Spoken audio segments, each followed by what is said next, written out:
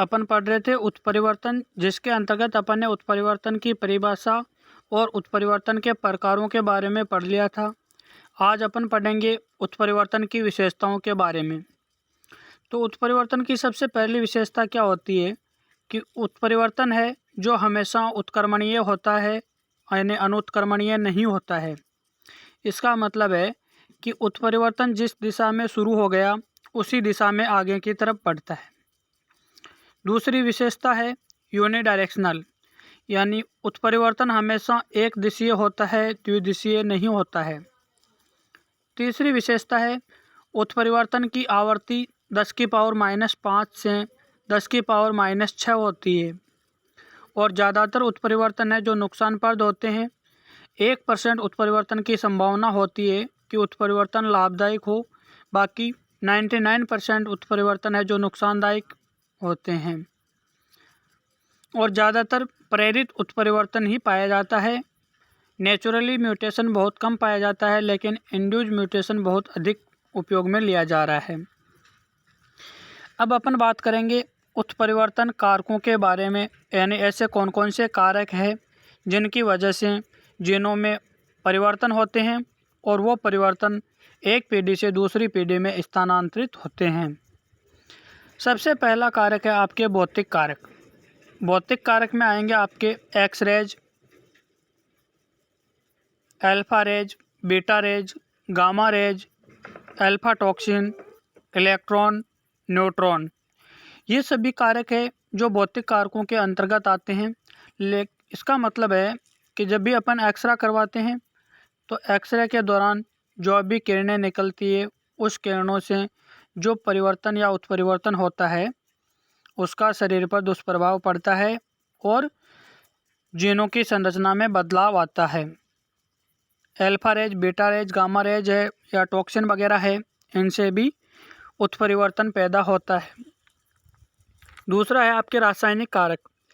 रासायनिक कारक में ऐसे कौन कौन से रसायन हैं जिनके प्रयोग से परिवर्तन होता है और वो परिवर्तन वंशागत होता है, और वंशागत होने वाले परिवर्तन को ही उत्परिवर्तन कहते हैं। सबसे पहला है रासायनिक कारक में ethylene methane, ethyl methane sulphonate, ethyl methane sulphonate जिसको अपन शॉर्ट फॉर्म में EMS भी कहते हैं। Ethyl methane sulphonate, methyl methane sulphonate, phenol formaldehyde और क्लोरोयूरोसिल, ये सभी कारक है जो रासायनिक कारक है या केमिकल है जिनकी वजह से उत्परिवर्तन होता है। नेक्स्ट आपके वातावरणीय कारक, वायु प्रदूषण है, ध्वनि प्रदूषण है, ईंधन प्रदूषण है, जल प्रदूषण है। कई प्रकार के प्रदूषण होते हैं वातावरण में, और उन प्रदूषण के कारण क्या होता है कि जीनी संरचना में अचानक किसी प्रकार का बदलाव आ जाता है और वो बदलाव जनन कोशिकाओं में होता है, जिसकी वजह से वो एक पीढ़ी से दूसरी पीढ़ी में स्थानांतरित हो जाता है और इसके हानिकारक प्रभाव है जो अपने को संतति में या जनक में देखने को मिलते हैं। इसके अलावा है आपके प्रिजर्वेटिव है, एग्रीकल्चर पेस्टिसाइड है और अन्य दवाइयाँ भी, कई दवाइयाँ हैं जिनकी वजह से उत्परिवर्तन होता है और वो उत्परिवर्तन काफ़ी नुकसानदायक साबित होता है।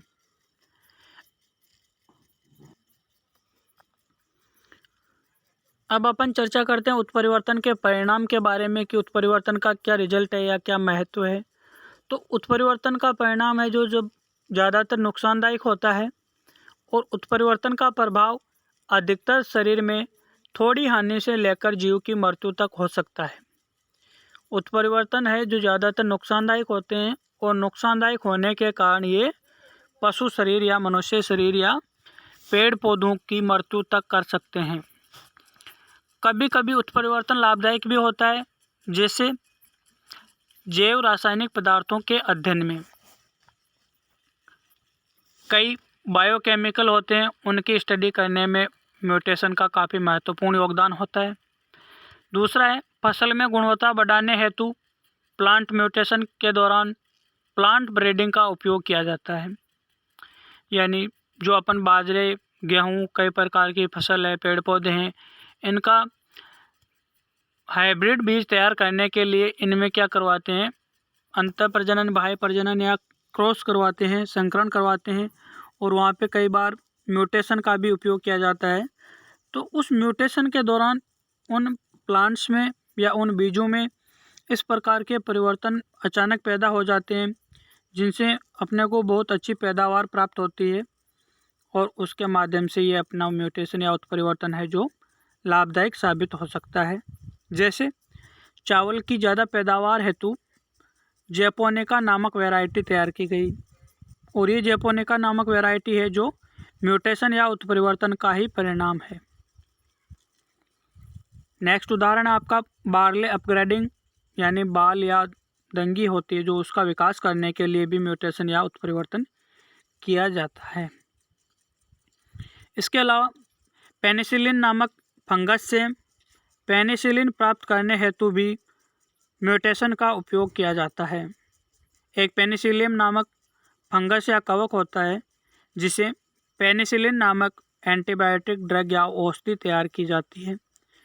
तो इसका मतलब म्यूटेशन है जो लाभदायक भी होता है, लेकिन ज़्यादातर म्यूटेशन या उत्परिवर्तन है जो नुकसानदायक होता है। लाभ की बजाय उसके नुकसान है जो ज़्यादा देखने को मिलते हैं। जैसे फंगस से एंटीबायोटिक है, एंटी फंगल ड्रग पैदा करना या प्राप्त करना, चावल की ज़्यादा पैदावार हेतु नस्ल प्राप्त करना या नई वैरायटी बनाना, बार्ले अपग्रेडिंग सिस्टम के माध्यम से फसल की पैदावार बढ़ाना, फसल की रोग प्रतिरोधक क्षमता बढ़ाना। इस प्रकार से उत्परिवर्तन है जो थोड़ी हानि से लेकर जीव जंतुओं की मृत्यु तक साबित हो सकता है। इसी प्रकार अपन कई बार थोड़े लाभ के लिए म्यूटेशन या उत्परिवर्तन करवाते हैं, लेकिन उसका बहुत अधिक लाभ अपने को देखने को मिलता है। तो ये आपके जो म्यूटेशन का चैप्टर था वो कंप्लीट हो गया है।